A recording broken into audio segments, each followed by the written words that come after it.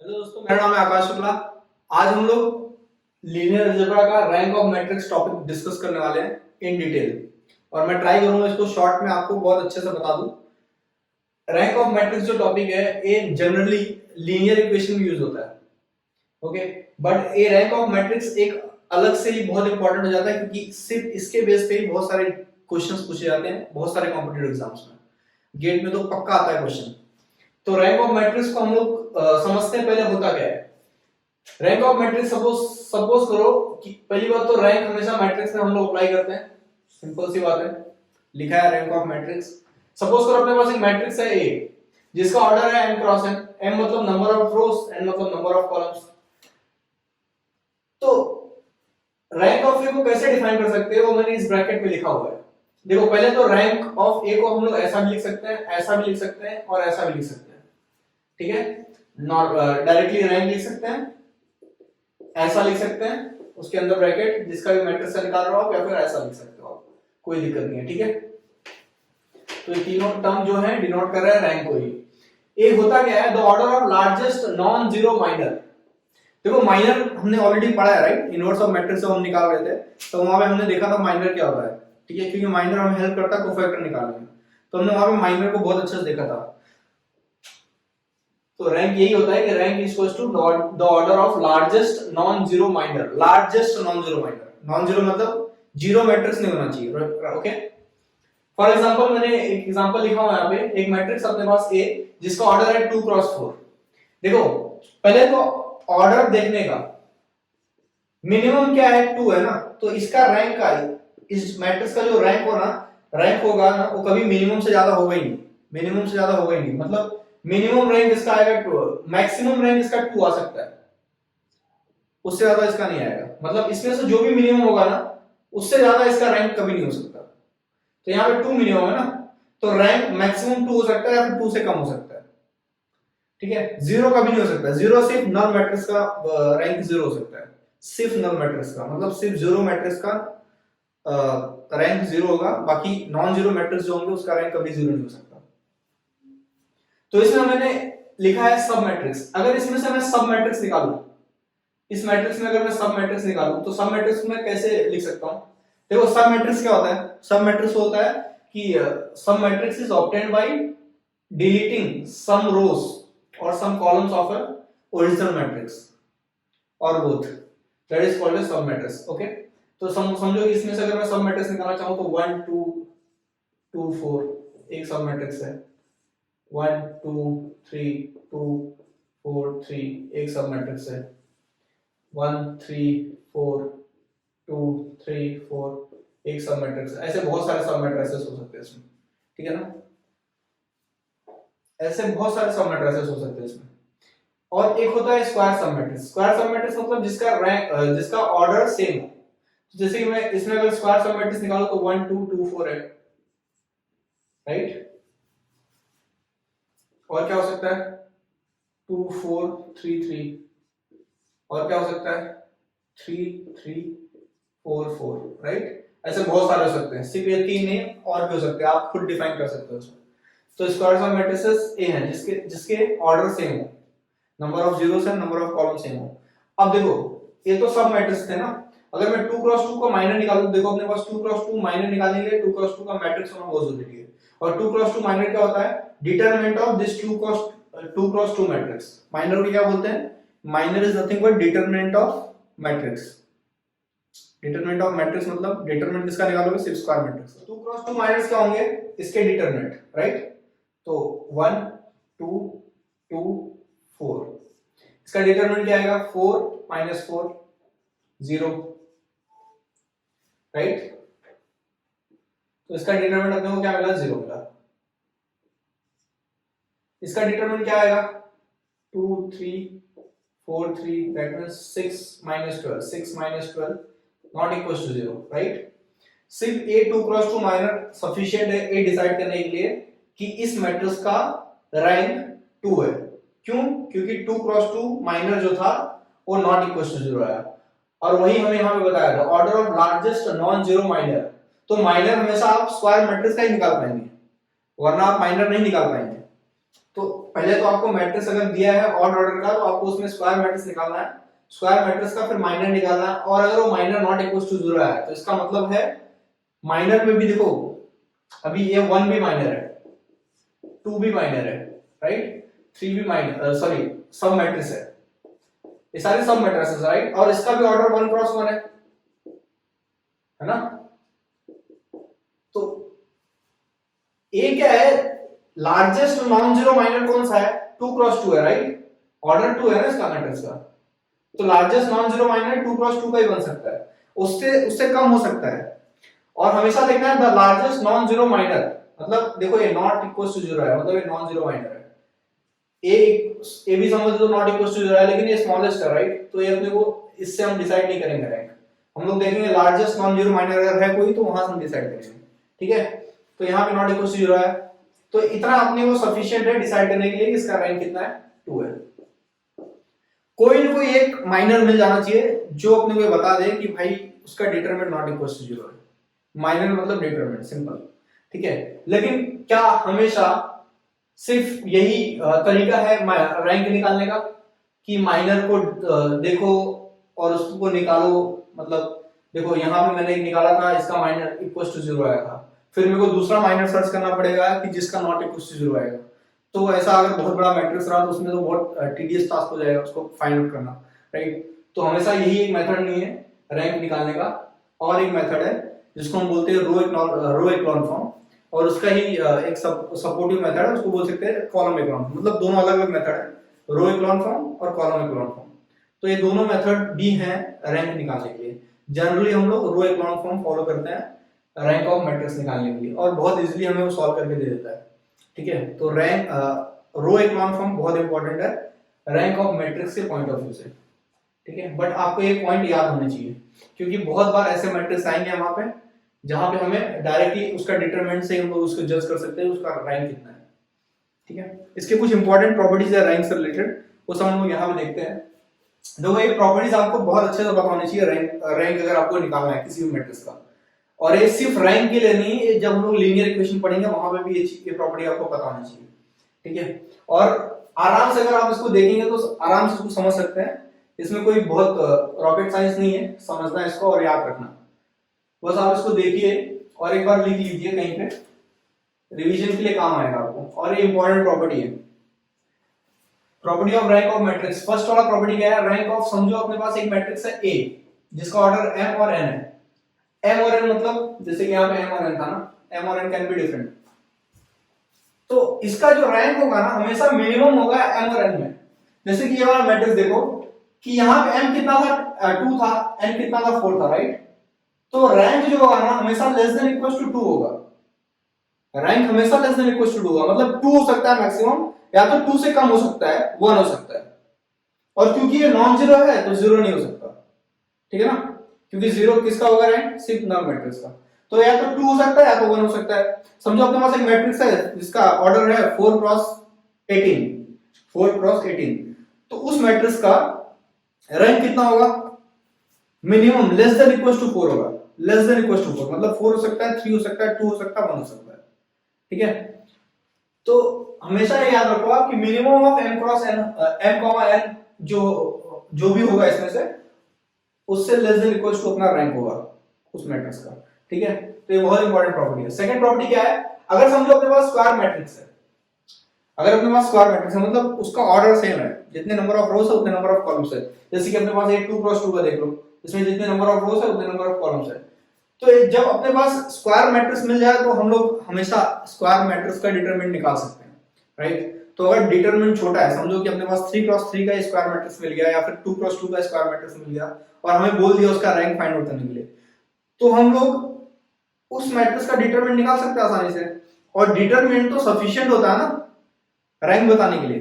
तो पहला मेथड तो हमने ऑलरेडी डिस्कस कर लिया रैंक बताने के लिए डिटरमिनेंट, राइट, क्योंकि वो भी तो एक माइनर है, डिटरमिनेंट भी तो एक माइनर है, तो डिटरमिनेंट हमेशा अपने को आंसर ला के देगा, हमेशा नहीं बोल सकते बट कभी कभी वो ला के देगा, मतलब 3 क्रॉस 3 अगर 2 क्रॉस 2 आपको स्क्वायर मैट्रिक्स मिला तो आप डिटरमिनेंट पहले आप चेक कर लीजिए, अगर डिटरमिनेंट उसका नॉट इक्वल टू 0 है, जैसे कि 3 क्रॉस 3 आपके पास मैट्रिक्स है, उसका डिटरमिनेंट नॉट इक्वल टू 0 है, इसका मतलब क्या है कि उसका रैंक क्या है, 3 है, क्या हुआ, determinant not equal to zero है, मतलब कि वो ऑर्डर ऑफ लार्जेस्ट और नॉन जीरो माइनर है। ठीक है, अगर समझो कि उसका डिटरमिनेंट इक्वल टू जीरो आ गया, इसका मतलब समझो 3 क्रॉस 3 मैट्रिक्स था और डिटरमिनेंट उसका जीरो आ गया, इसका मतलब क्या है कि उसका माइनर जीरो आ गया, राइट। तो उसका रैंक 3 हो ही नहीं सकता, 3 से कम रहेगा, तो आप 2 का माइनर लेके चेक करो। ठीक है, तो डिटरमिनेंट से अगर आपको फाइंड आउट करना है रैंक, तो आपके पास यही एक मेथड है, ऐसे ही उसको फाइंड आउट करना पड़ेगा। और आपको वन गो में अगर फाइंड आउट करना है तो रो इक्लॉन फॉर्म या फिर कॉलम इक्लॉन फॉर्म, हम लोग उसको भी अच्छे से डिस्कस करेंगे इसके बाद। ठीक है, फिलहाल आपके प्रॉपर्टी में क्या है, if A is n cross n matrix और उसका अगर रैंक आपको n मिल रहा है, इसका मतलब अगर आपको उसका determinant not equal to zero मिल रहा है और वो मैट्रिक्स स्क्वायर मैट्रिक्स है, तो रैंक हमेशा क्या होगा, उसका जो ऑर्डर होगा वही, मतलब n क्रॉस n है ना, तो ऑर्डर जो है n वही होगा उसका रैंक। लेकिन अगर डिटरमिनेंट इक्वल टू जीरो आ गया तो rank will be less than equal to n। ठीक है ना, लेस देन n होगा हमेशा, मतलब इक्वल टू जीरो आएगा, इक्वल टू नहीं बोल सकता मैं, लेस देन n सीधा, बट जीरो नहीं होगा। जीरो नॉन जीरो मैट्रिक्स का रैंक जीरो नहीं होता। थर्ड प्रॉपर्टी है rank of a plus b is less than equal to rank of a plus rank of b। और एक और है प्रॉपर्टी इसी के corresponding, rank of a minus b is greater than equal to rank of a minus rank of b। ये property बहुत important है। आप कोई भी एक एग्जांपल ले लीजिए, अभी मैं ऑलरेडी इसके बाद एग्जांपल लूंगा, आपको एक्सप्लेन करूंगा इसको, वहां पे मैं एक पॉइंट आपको अच्छे से डिटेल में डिस्कस कर लूंगा वहां पे। बट आप भी कोई भी एक दो रैंडम मैट्रिक्स लेके इसको प्रूफ कर सकते हो। और एक पॉइंट इतना इंपॉर्टेंट है कि डायरेक्टली इसके बेस पे बहुत सारे क्वेश्चंस पूछे गए हैं। ठीक है, याद रखना कि रैंक ऑफ अगर a प्लस b आप निकाल रहे हैं तो that will be less than equal to rank of a plus rank of b। लेकिन अगर rank of a minus b आप निकाल रहे हैं that will be greater than equal to rank of a minus rank of b। ठीक है, fifth property क्या है, rank of a into b will be less than equals to minimum of rank of a और rank of b। समझो अपने पास a और b दो matrix है और हमको बोला कि a into b का रैंक फाइंड आउट करो। ठीक है, तो a into b का रैंक फाइंड आउट करने के लिए हमें क्या करना पड़ेगा, पहले a into b को मल्टीप्लाई करना पड़ेगा।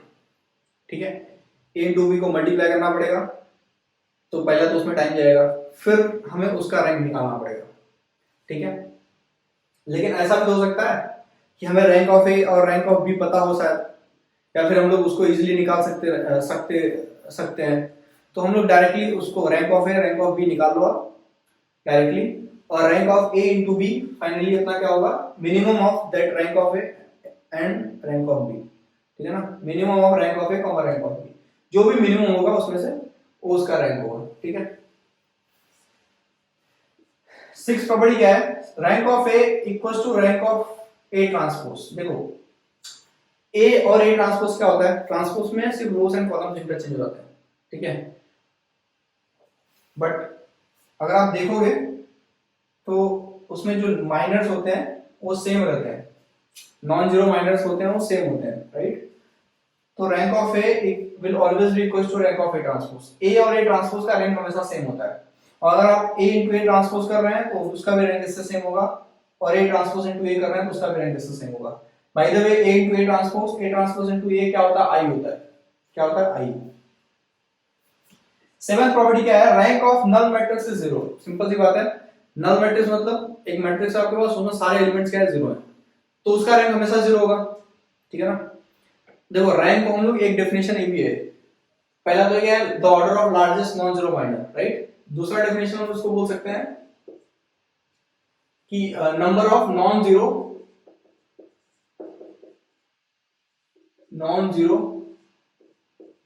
रोज इन मैट्रिक्स।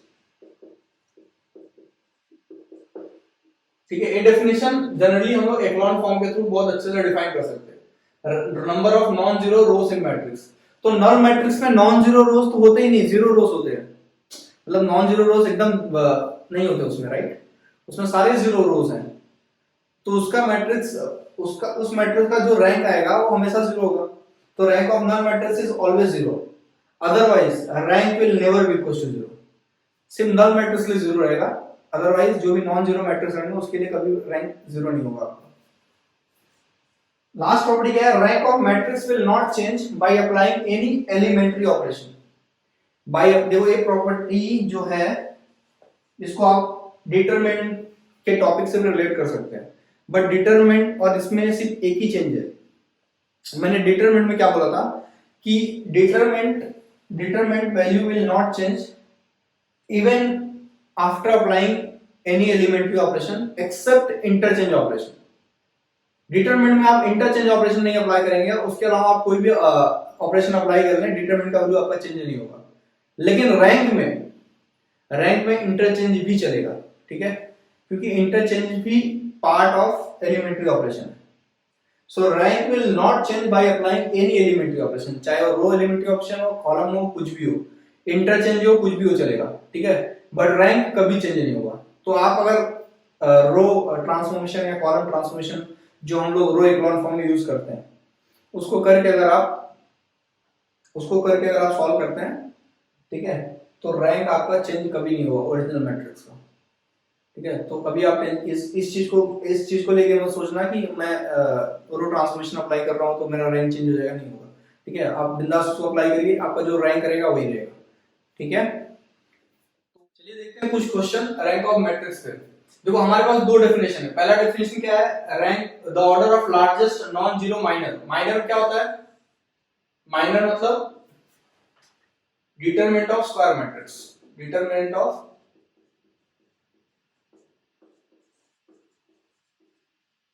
स्क्वायर मैट्रिक्स, ठीक है। तो फर्स्ट डेफिनेशन क्या है, तो order of largest non zero minor, ठीक है। और सेकंड डेफिनेशन क्या है, number of non zero rose in the matrix. ये दोनों डेफिनेशन अलग अलग है, हम दोनों डेफिनेशन से रैंक फाइंड आउट कर सकते हैं।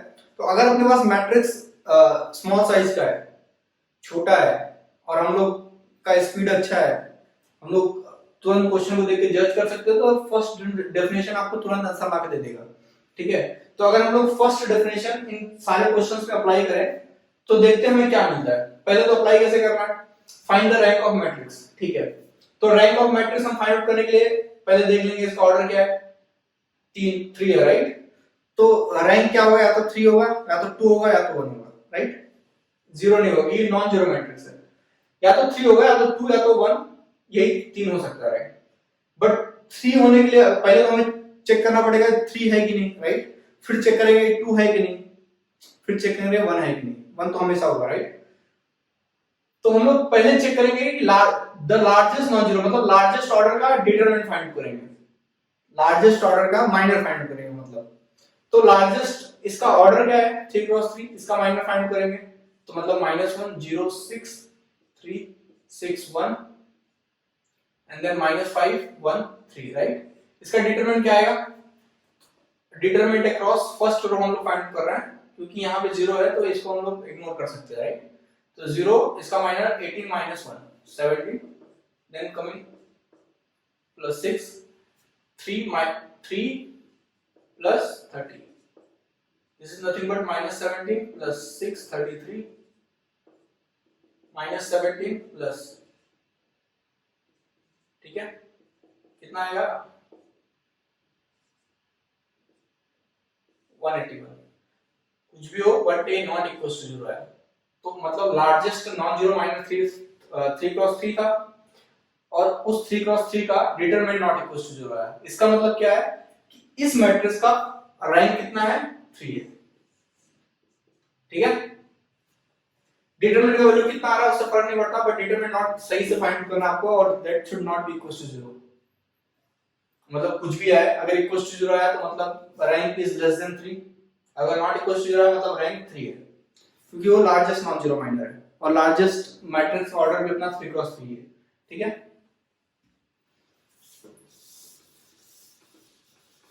अब जैसे कि अपने पास सेकंड क्वेश्चन क्या है, find the rank of matrix 1 2 3 4 5 6 7 8 8 7 0 5।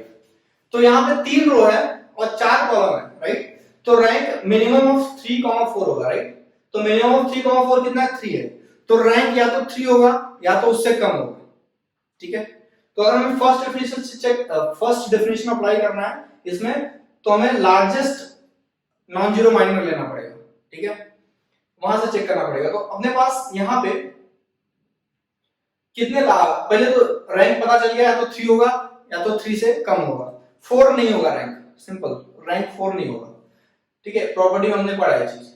तो हम लोग कोई भी एक 3x3 का माइनर लेते हैं, 5 6 7 8 7 0। देखो अब यहाँ पे 3x3 के बहुत सारे सब मैट्रिसेस हैं, 3x3 के बहुत सारे सब मैट्रिसेस हैं और बहुत सारे स्क्वायर सब मैट्रिसेस हैं 3x3 के।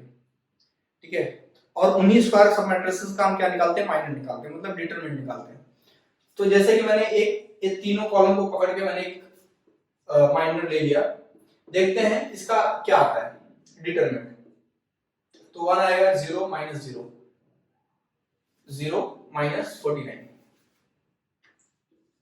Then minus 2।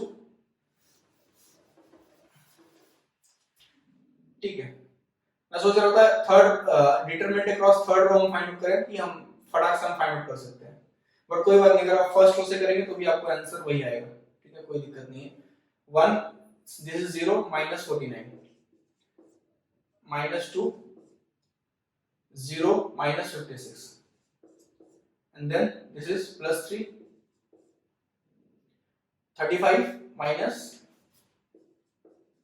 48 कितना आएगा, minus 49 plus 2 into 56 how much 112 plus 3 35 minus 48 कितना होगा 13। तो ये कितना हो जाएगा, minus 49 plus 112 plus 39, sorry this is minus 13, so this will be minus 39। 49 minus 39 कितना होगा, minus minus plus 70 and then 80, कुछ भी होगा but this will not be equal to 0।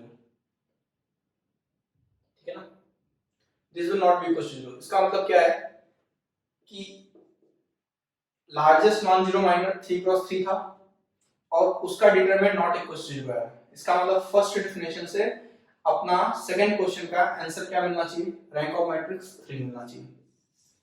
ठीक है, ऐसे आप बहुत सारे माइनर्स ट्राई कर सकते हैं। अगर आप एक माइनर लिए आपको नॉट इक्वल टू 0 आया तो अच्छा है, आपका लक अच्छा है, आपने अच्छा चॉइस किया है। लेकिन आप जरूरी नहीं है कि आपने वो माइनर लिया और उसका इक्वल टू 0 आ गया तो दूसरे माइनर का भी वही आएगा, ऐसा नहीं है। ठीक है ना, आपको दूसरा माइनर भी चेक करना पड़ेगा क्योंकि इस मैट्रिक्स में बहुत सारे माइनर है और स्क्वायर सब मैट्रिसेस बहुत सारे हैं। अगर स्क्वायर सब मैट्रिसेस है तो माइनर भी वही है। ठीक है ना, बहुत सारे माइनर्स हैं। तो फाइनली सेकंड क्वेश्चन का रैंक अपने को क्या मिला, 3 मिला। Question number 3, find the rank of this matrix. तो इसका ऑर्डर क्या है, 4x4 राइट, 4 रो है और 4 कॉलम है। तो इसका रैंक कैसे फाइंड करेंगे, तो मिनिमम ऑफ 4,4 मतलब 4 ही मिलेगा। तो रैंक या तो 4 आएगा या तो उससे कम आएगा। तो हमें अगर फर्स्ट डेफिनेशन हम अप्लाई कर रहे हैं तो लार्जेस्ट नॉन जीरो माइनर के लिए हमें डिटरमिनेंट निकालना पड़ेगा। तो डिटरमिनेंट निकालते पहले 4x4 का, अगर वो 0 आ गया, अगर वो इक्वल टू 0 आ गया तो हम क्या करेंगे, फिर 3x3 का निकालेंगे क्योंकि फिर रैंक 4 नहीं है, फिर 3 हो सकता है, तो 2 हो सकता है, तो 1 हो सकता है, बट 4 का पहले निकाल के देखते हैं। तो 1 4 8 7 0 0 3 0 4 2 3 1 3 12 24 एंड देन 2। ठीक है, हम लोग डिटरमिनेंट फाइंड करते हैं across second column, sorry second row. Second row में क्या है, 0 है, 0 है, यहाँ पे 3 है और ये 0 है। तो सेकंड रो से फाइंड आउट करने का अपने पास एडवांटेज है क्योंकि यहाँ पे मैक्सिमम नंबर ऑफ जीरोस है। तो क्या मिलेगा हमें, इसका साइन क्या आएगा कोफैक्टर का, second row third column, so this is 5 -1/5 is minus, तो -3।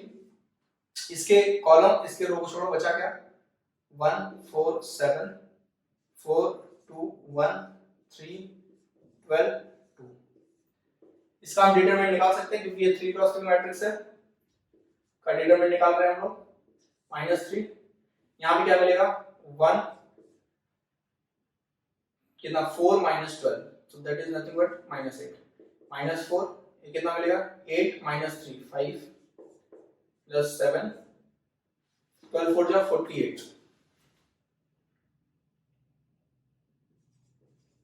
-6, तो ये कितना हो गया -3 -8 -20 plus 7, 48 minus 6 is how much? 42.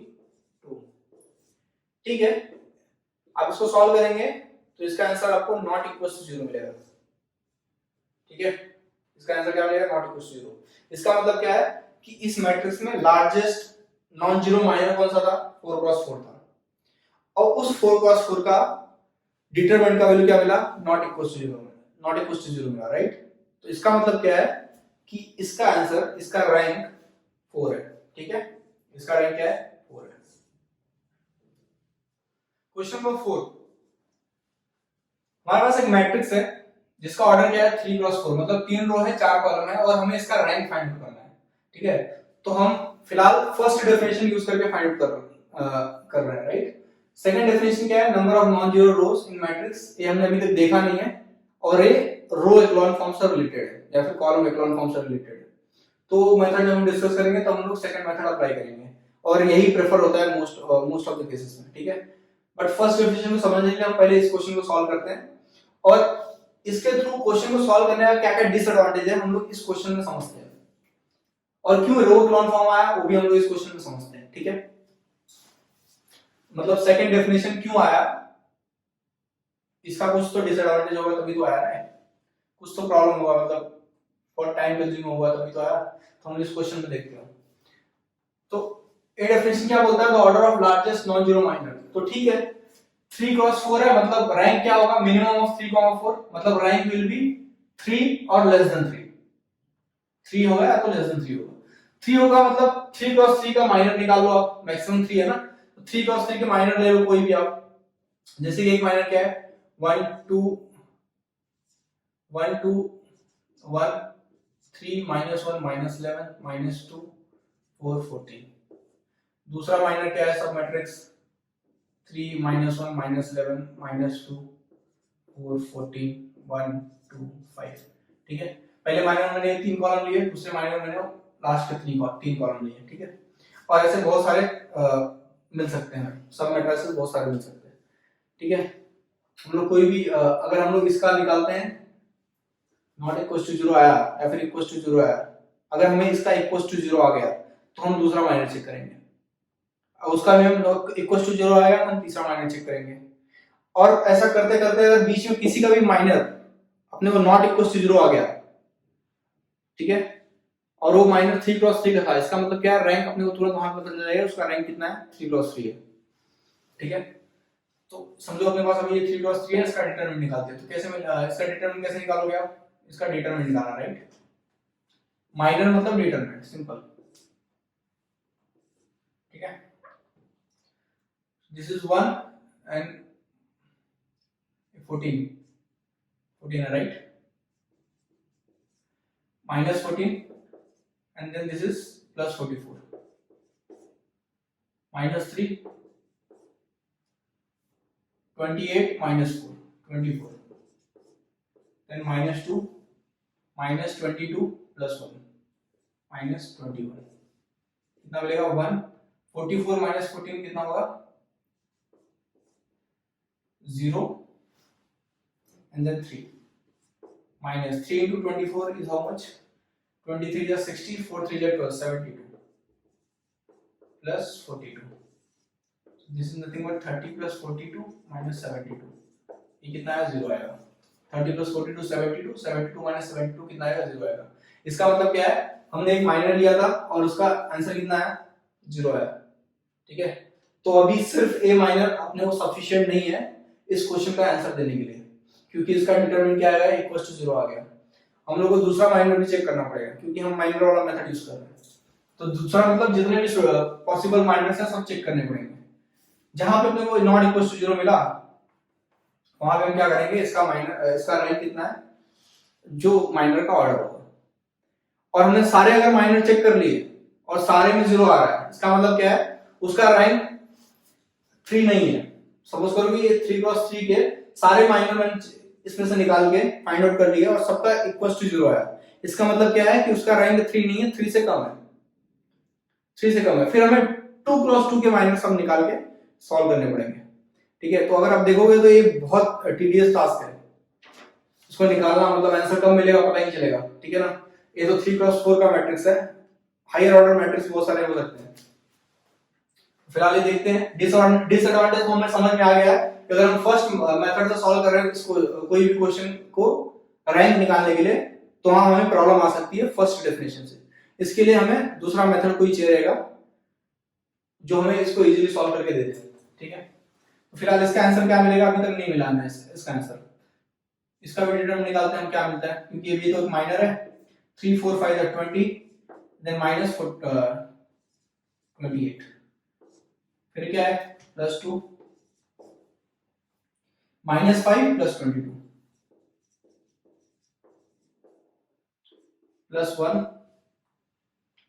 -14 +44 3 -8 +2 17 +1, this is almost 30, ठीक है। -24 +34 +30, देखो ये नॉट इक्वल टू 0 आएगा। नॉट इक्वल टू 0 जैसे मिला आपको किसी भी माइनर में, इसका मतलब क्या है उस माइनर का ऑर्डर कितना है 3x3, तो this is largest non zero minor and therefore the rank of this matrix is 3। इसका रैंक कितना है, ठीक है।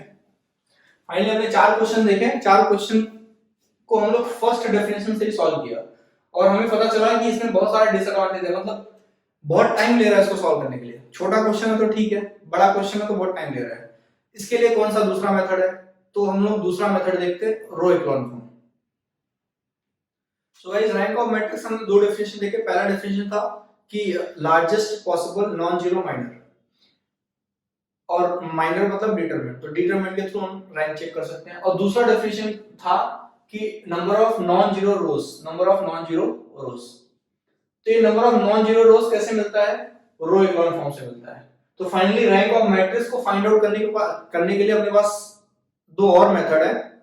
पहला है रो इक्लोन फॉर्म और दूसरा है कॉलम इक्लोन फॉर्म, ठीक है। ये दोनों सिमिलर है, आप दोनों में से कोई भी एक अप्लाई कर सकते हैं। जनरली लोग रो इक्लोन फॉर्म प्रेफर करते हैं और इससे इजीली सॉल्व भी हो जाता है, ठीक है ना। इजीली तो इससे भी सॉल्व हो जाता है।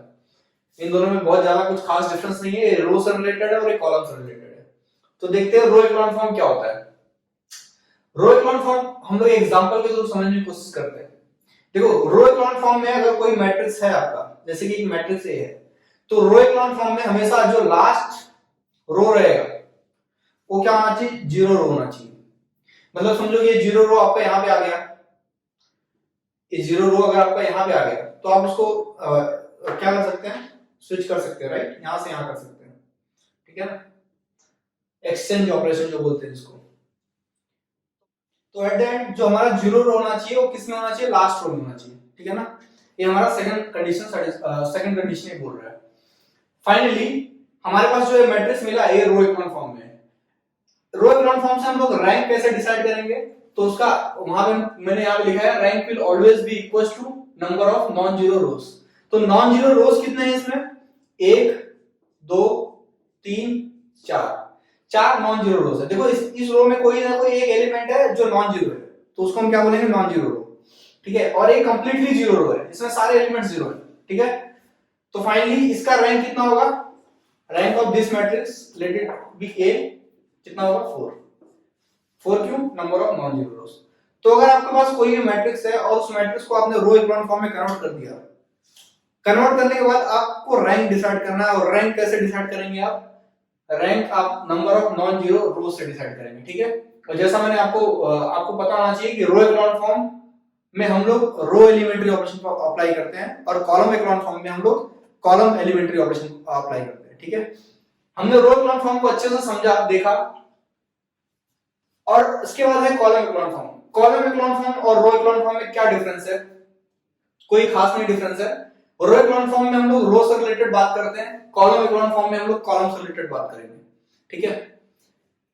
देखो फर्स्ट कंडीशन सेकंड कंडीशन, इसमें भी फर्स्ट और सेकंड कंडीशन 2 कंडीशन है। ये रो से रिलेटेड है और एक कॉलम से रिलेटेड है। इसमें एग्जांपल के थ्रू इसको समझते हैं। हमारा जो लास्ट रो होना चाहिए, जैसे यहाँ पे लास्ट कॉलम क्या होना चाहिए, 0 रो होना चाहिए, वैसे यहाँ पे क्या होना चाहिए, लास्ट रो है वो 0 रोज होना चाहिए, बट यहाँ पे लास्ट कॉलम 0 रोज होना चाहिए। 0 column should occupy the last column.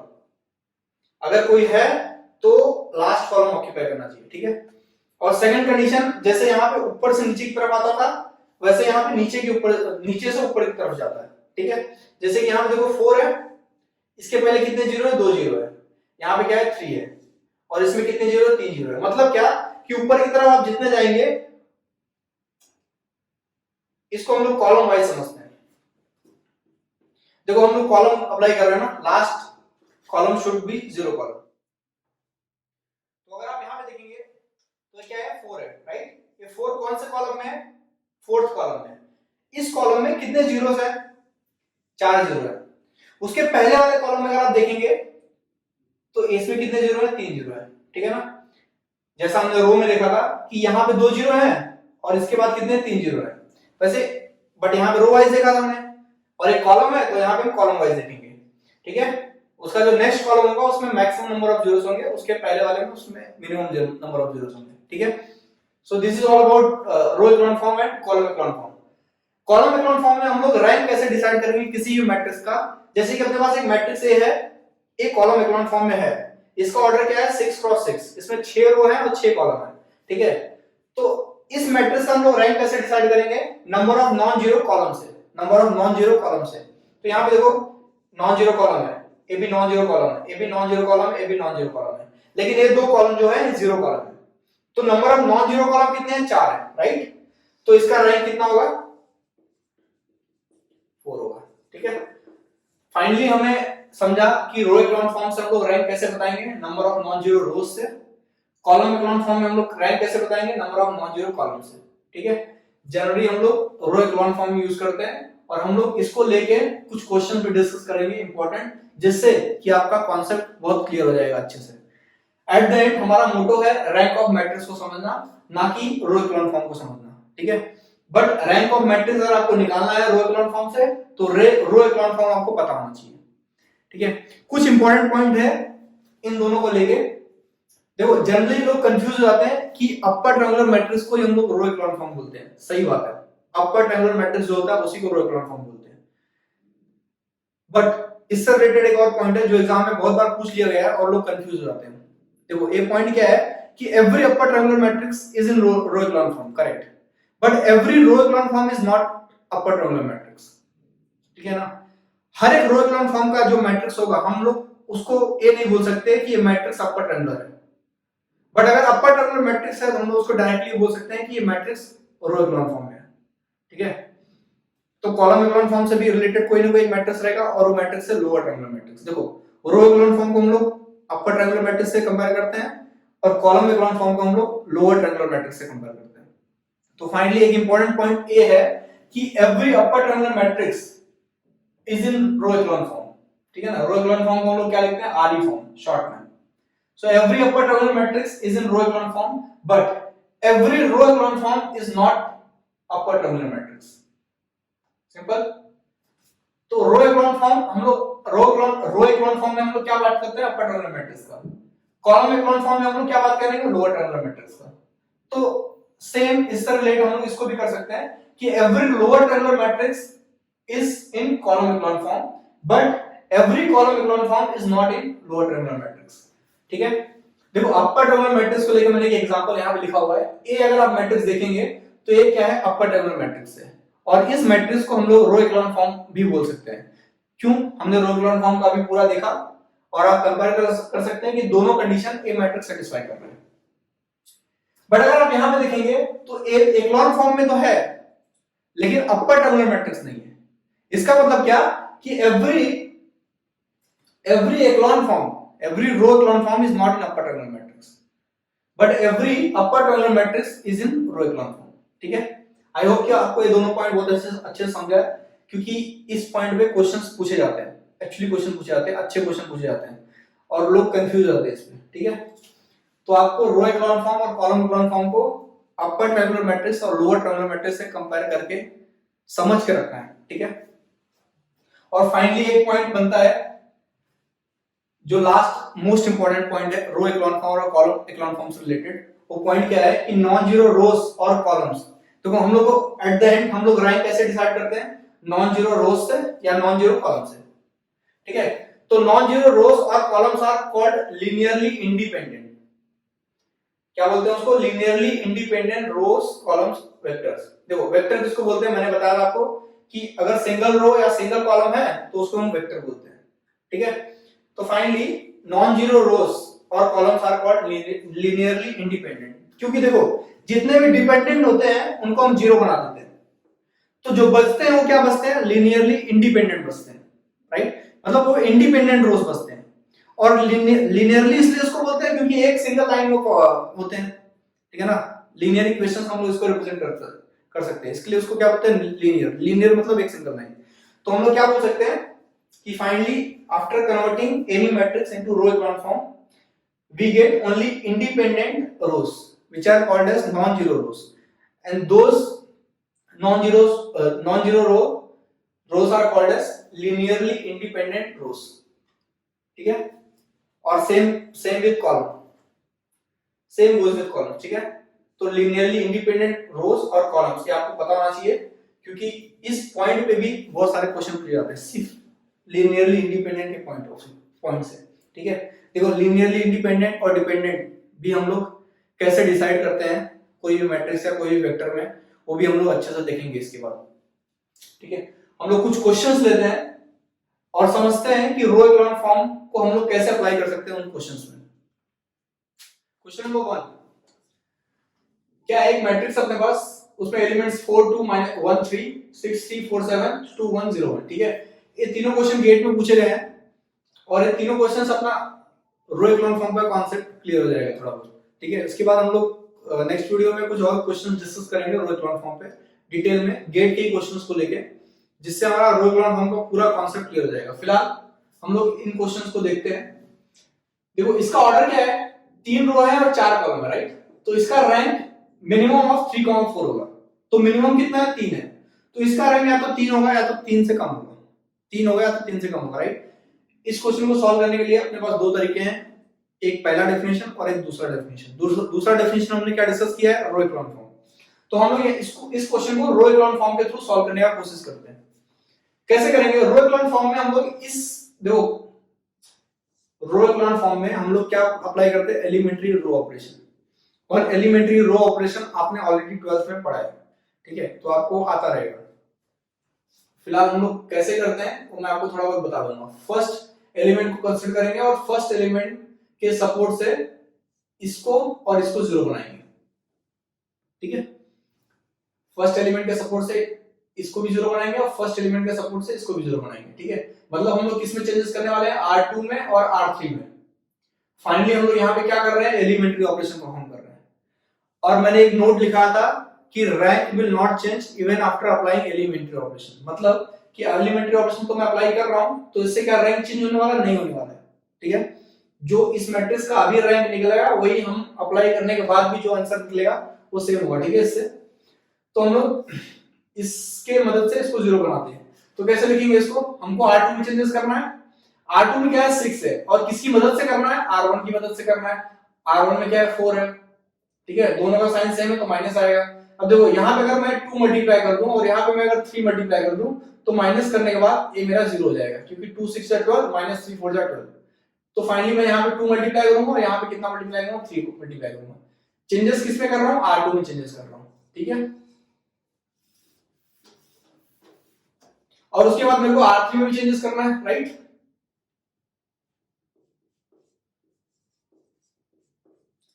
R3 में चेंजेस करना है। R3 में क्या है, 2 है, राइट। और किसकी मदद से करना है R3 का चेंज, R1 की मदद से करना है, तो R1 लिख दो। R3 और R1 की जो एलिमेंट्स है उनका साइन सेम है क्या, हाँ सेम है, तो माइनस लिख दो, ठीक है। देखो R3 में 2 था, R1 कितना है, 4 है, मतलब 2 - 4 तो जीरो नहीं होगा, इसमें 2 मल्टीप्लाई करना पड़ेगा, तो इसलिए यहाँ पे 2 मल्टीप्लाई कर देंगे। तो फाइनली 2 × 2 क्या हो गया, 4 - 4 0 हो गया। देखो हमें क्या हमारा टारगेट क्या था, इसको जीरो बनाना है, राइट। हम इसकी मदद से इन दोनों को जीरो बना दिए, लेकिन हमारा ये R2 और R3 का जो चेंजेस है ये थ्रू आउट अप्लाई होगा, ठीक है। तो हम लोग अप्लाई करते हैं, देखते हैं क्या मिलता है। देखो किसमें चेंजेस नहीं कर रहे हैं हम लोग, R1 में चेंजेस नहीं कर रहे हैं। तीन ही रो है अपने पास जिसमें R2 और R3 में कर रहे हैं, बट R1 में नहीं कर रहे हैं, तो R1 को ऐसे लिख दो 4 2 1 3। अब R2 में क्या चेंजेस कर रहे हैं, 2R2 माइनस 3R1। देखो ये तो जीरो है, राइट, हमने वही तो अप्लाई करके देखा, ये जीरो है, यहां पे अप्लाई होगा 3 के साथ वापस ये वाला, तो यहां पे जब 3 के साथ अप्लाई होगा तो क्या होगा, यहाँ पे 2 इंटू R2 में 3 है माइनस 3 इंटू R1 में क्या है, इसके करस्पॉन्डिंग 2 है, यहाँ पे 2 हो गया, तो कितना हो गया, 2 3 जा 6 माइनस 3 2 जा 6, 0, फिर से 0 हो गया, रब कर दो इसको। यहां पे क्या है, 4 है, तो R2 में कितना है, 4 है, सो 2 इंटू R2 में कितना है, 4 है, माइनस 3 इंटू R1 में कितना है, 4 के R1 में कितना है, 1 है, सो 2 4 जा 8 माइनस 3 कितना हो गया, 5। फिर इसके साथ क्या आएगा, 2 इंटू 7 माइनस 3 इंटू R1 3, सो 2 7 जा 14, 14 माइनस 9 कितना होगा, 5, 14 माइनस 9 5, राइट। अब हम हमारा R2 हो गया, अब हम R3 अप्लाई करते हैं। R3 में ये 0 है, अब उसके बाद इसमें अप्लाई करेंगे तो क्या मिलेगा, देखो 2 इंटू R3 क्या है, 1 है, माइनस R1 में क्या है, 2 है, तो 2 माइनस 2 कितना मिला, 0 मिला, राइट। यहां पे क्या है, 1 है, सॉरी ये तो 0 है ना, सो 2 इंटू R3 कितना है, 0 है, माइनस R1 कितना है, 1 है, सो 0 माइनस 1 इज माइनस 1। देखो यहां पे क्या है, 1 है, 2 इंटू 1 माइनस R1 कितना है, इसका 3 है, सो 2 माइनस 3 माइनस 1, तो इतना यहां पे अपने को क्या मिला, minus 1। So after applying R2 and R3, we got this matrix of same order 3 cross 4 जो उसका था। अब हम फिर से इसमें कुछ अप्लाई करते हैं, कर सकते हैं क्या, कर सकते हैं ना, जो हम रो इकोलॉन फॉर्म में कर रहे हैं ना, रो इकोलॉन फॉर्म में हमेशा ट्राई करो क्या कि नीचे से जीरो बनाते हुए जाओ, नीचे की जो रो है ना उनको 0 0 बनाते जाओ, मतलब मैं इस रो को टारगेट करूंगा और इस रो के सारे एलिमेंट्स को 0 बनाने की कोशिश करूंगा। एक बार ये वाले रो सारे 0 बन गए तो मैं उसके ऊपर वाले रो को ट्राई करूंगा कि मैक्सिमम नंबर ऑफ जीरोस बनाऊंगा उसमें, ठीक है, और फिर उसके बाद आगे ऐसे करते जाऊं, तो उसी को रो इकोलॉन फॉर्म बोलते हैं, ठीक है। देखो हमने दो रोज में दो दो जीरो बना दिए, लेकिन मेरे को ये वाला रो टारगेट करना है, इसमें मैक्सिमम नंबर ऑफ जीरोस बनाने हैं, तो फिलहाल मैं R3 को टारगेट करता हूं। R3 में चेंजेस करना है मेरे को, किसकी मदद से करना है, R2 की मदद से करना है। आपको डाउट होगा कि सर R1 की मदद से क्यों नहीं कर रहे हो, क्योंकि अगर R1 की मदद से मैंने किया तो R3 चेंज हो जाएगा, यहाँ पे 0 0 ऑलरेडी है, और R1 क्या करेगा, 4 और 2 को वापस यहाँ पे लेके आ जाएगा, क्योंकि इसके पास है वो चीज। इसके लिए मैं R1 के साथ नहीं करूंगा, मैं चेंजेस करूंगा R2 के सपोर्ट में, R2 को दोस्त बना के उसके साथ चेंजेस करूंगा। तो R3 में कितना है, -1 है, मैं किसके सपोर्ट से कर रहा हूं, R2 के सपोर्ट से कर रहा हूं, और R2 में क्या है, 5 है, राइट। तो मैं इसमें क्या मल्टीप्लाई करूं, 5 मल्टीप्लाई कर दूंगा, तो ये क्या हो जाएगा, 5 -5 + 5, तो कितना हो जाएगा, -5 + 5, दिस इज 0। मतलब क्या है कि ए इक्वेशन जो बना हमारा, ए परफेक्ट है इस रो को 0 बनाने में। तो after applying this what we will get, 4 2 1 3 0 0 5 5, इन दोनों में चेंजेस नहीं करने थे, इसको ऐसे लिख दिया। यहां पे क्या मिलेगा, 0 0, और यहां पे क्या मिलेगा, देखो ये डायरेक्टली आप 0 लिख सकते हो क्योंकि यहां पे ऑलरेडी 0 0 है, ठीक है, और आप R2 की मदद से ही कर रहे हो। यहां पे क्या मिलेगा, 0 मिलेगा, यहां पे भी 0 मिलेगा, क्योंकि दोनों एलिमेंट सेम है और ऊपर वाले एलिमेंट भी दोनों सेम है, ठीक है, तो यहां पे 0 मिला। तो फाइनली हमें लास्ट रो क्या मिला, 0 रो मिल गया, राइट। अब हम किसी भी कीमत से इस वाले रो को 0 रो नहीं बना सकते, क्योंकि हमें इसको 0 रो अगर बनाना पड़ेगा तो किसकी मदद से बनाना पड़ेगा, फर्स्ट रो की मदद से बनाना पड़ेगा, और फर्स्ट रो हमेशा अपने को फर्स्ट रो हमेशा इसको डिस्टर्ब कर देगा, तो अगर डिस्टर्ब कर रहा है तो फिर टच मत करो, अच्छा है। तो फाइनली हमें कितना नॉन जीरो रोज कितने मिले, 2 नॉन जीरो रोज मिले, एक और एक 2, 2 नॉन जीरो रोज मिले, और रैंक डिसाइड करने के लिए हम क्या फाइंड आउट करते हैं, number of non zero rose. So number of non zero रोज कितने हैं, 2 है। तो फाइनली इस क्वेश्चन का आंसर क्या मिला, हमें 2 मिला, ठीक है। ये क्वेश्चन गेट में पूछा गया था, इसका रैंक 2 है, ठीक है, 2 मार्क्स के लिए पूछा गया था, इस क्वेश्चन का रैंक कितना है, 2 है, हमने यहां पे फाइंड आउट किया, ठीक है, कैसे, number of non zero rose. Next question देखते हैं, क्वेश्चन नंबर 2। देखो क्वेश्चन नंबर 2 तो यार 3x3 का मैट्रिक्स है और इसका हम डायरेक्ट डिटरमिनेंट निकाल के सॉल्व कर सकते हैं और वहां से फाइंड आउट कर सकते हैं कि इसका रैंक कितना आएगा। बट क्योंकि हम रो एक्लोन फॉर्म मेथड सीख रहे हैं तो हम ट्राई करते हैं इस क्वेश्चन को रो एक्लोन मेथड के थ्रू ही सॉल्व करने का, ठीक है, अप्लाई करके सॉल्व करने का। तो हम क्या अप्लाई करेंगे इसमें, देखो इसका रैंक कितना मिलेगा, 0 0 0 0 -3। क्या करो ना, पहले इसको रो एक्लोन फॉर्म में कन्वर्ट कर दो।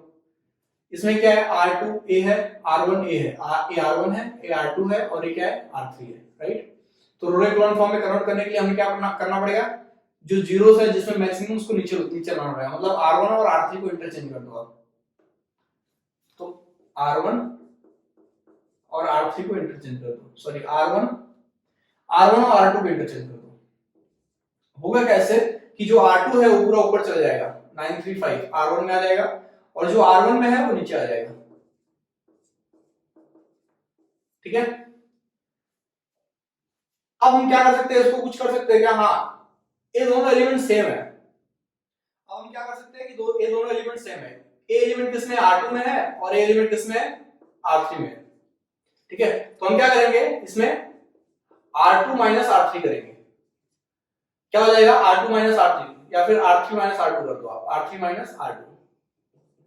देखो जो पहला लिखा होता है ना उसी में चेंजेस होता है फाइनली, ए एलिमेंट्री ऑपरेशन का रूल है जो हमने ऑलरेडी 12th में पढ़ा है।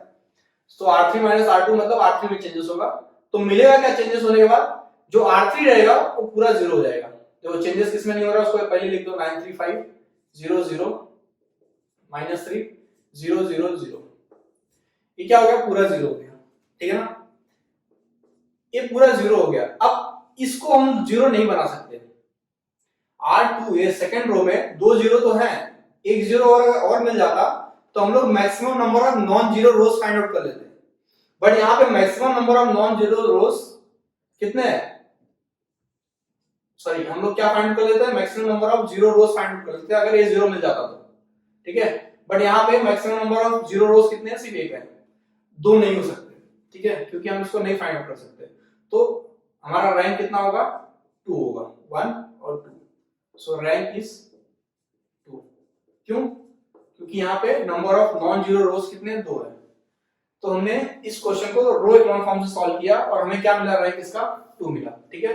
आप इसको नॉर्मल मेथड से भी सॉल्व कर सकते हो, फर्स्ट डेफिनेशन जो मैंने बताया था उससे भी आपको आंसर सेम मिलेगा, ठीक है। तो फाइनली इसका रैंक कितना है, रैंक 2 है। नेक्स्ट क्वेश्चन देखो बहुत इंपॉर्टेंट है, एक क्वेश्चन प्रॉपर्टी से ही सॉल्व हो जाता है, जो हमने प्रॉपर्टीज पढ़ी है रैंक ऑफ मैट्रिक्स की उससे। क्वेश्चन में क्या है, एक मैट्रिक्स है ए जिसका ऑर्डर है 5 क्रॉस 7, मतलब नंबर ऑफ रोज 5 है, नंबर ऑफ कॉलम्स कितने हैं, 7 है। तो देखो ऑर्डर से ही हम लोग को पहले ये पता चल जाता है कि रैंक जो होगा वो 5 होगा या तो 5 से कम होगा, ठीक है। मिनिमम ऑफ 5, 7, तो मिनिमम ऑफ 5, 7 कितना, 5 है, तो या तो 5 होगा रैंक या तो 5 से कम होगा, ठीक है। Matrix has all its entries equals to -1, मतलब एक 5 क्रॉस 7 का अपने पास एक मैट्रिक्स है जिसमें कितने रो हैं, 1 2 3 4 5 और कॉलम कितने हैं, 7, 1 2 3 4 5 6 7 कॉलम है अपने पास, मैट्रिक्स का नाम है ए 5 क्रॉस 7, ठीक है। और इसके सारे एलिमेंट्स क्या है, -1 है, ऐसा क्वेश्चन में बोल रहा है।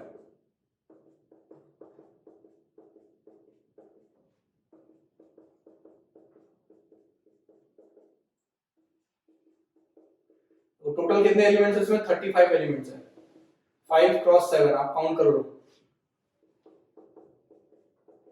ठीक है। इसमें 35 एलिमेंट्स है, क्या है, has all its entries equals to -1, then rank of A is how much, इस मैट्रिक्स का रैंक कितना है, क्वेश्चन पूछा है। ऑप्शन दिया है ए बी सी डी 7 5 1 0।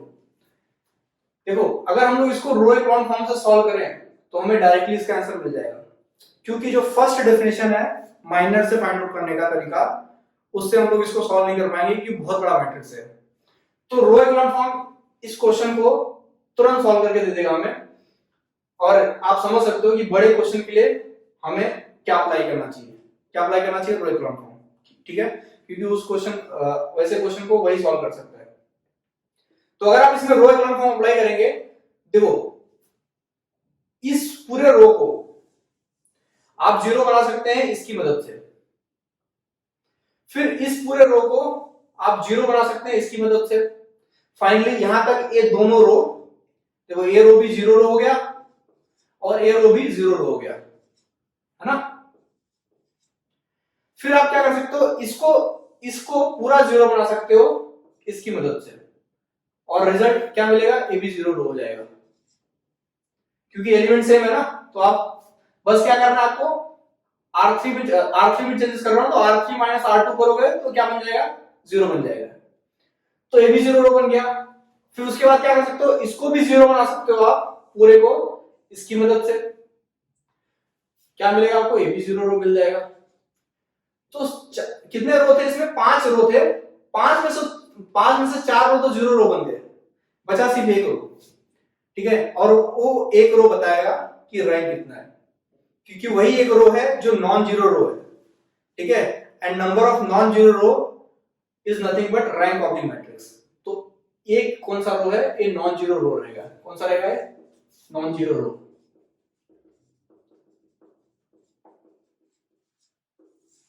और नॉन जीरो रो कितना है, एक है, तो therefore rank of matrix is 1, option C is the correct option, ठीक है, ए रॉन्ग है, बी भी रॉन्ग है और डी भी रॉन्ग है, ठीक है। इस क्वेश्चन को आप डायरेक्टली ऑप्शन को देख के भी सॉल्व कर सकते थे, क्योंकि सारे एलिमेंट सेम थे, एट द एंड नीचे से सब कुछ जीरो हो जाएंगे, लास्ट में सिर्फ एक ही रो बचेगा, कोई भी ऊपर या नीचे, और वो नॉन जीरो रो रहेगा, ठीक है, और वहां से हम लोग रैंक निकाल सकते हैं। तो आज हमने देखा कि रैंक ऑफ मैट्रिक्स को इन डिटेल कैसे हम लोग फाइंड आउट कर सकते हैं, कुछ क्वेश्चन भी हमने डिस्कस किए और कॉन्सेप्ट भी अच्छे से डिस्कस किया। नेक्स्ट वीडियो में मैं आपको इंडिपेंडेंट और डिपेंडेंट का जो कॉन्सेप्ट होता है मैट्रिक्स से रिलेटेड, वो मैं आपको बहुत डिटेल में अच्छे से बताऊंगा, और ट्राई करूंगा कि शॉर्ट में उसको क्लियर कर सकूं आपको, क्योंकि वो इंपॉर्टेंट भी है और एग्जाम में क्वेश्चन भी पूछे जाते हैं उसमें। इसके अलावा हम लोग कुछ और क्वेश्चंस लेंगे रैंक ऑफ मैट्रिक्स पे और सॉल्व करने की कोशिश करेंगे, जिससे हमारा रैंक ऑफ मैट्रिक्स का कॉन्सेप्ट पूरा क्लियर हो जाए, एटलीस्ट गेट के पॉइंट ऑफ व्यू से, ठीक है। Thank you.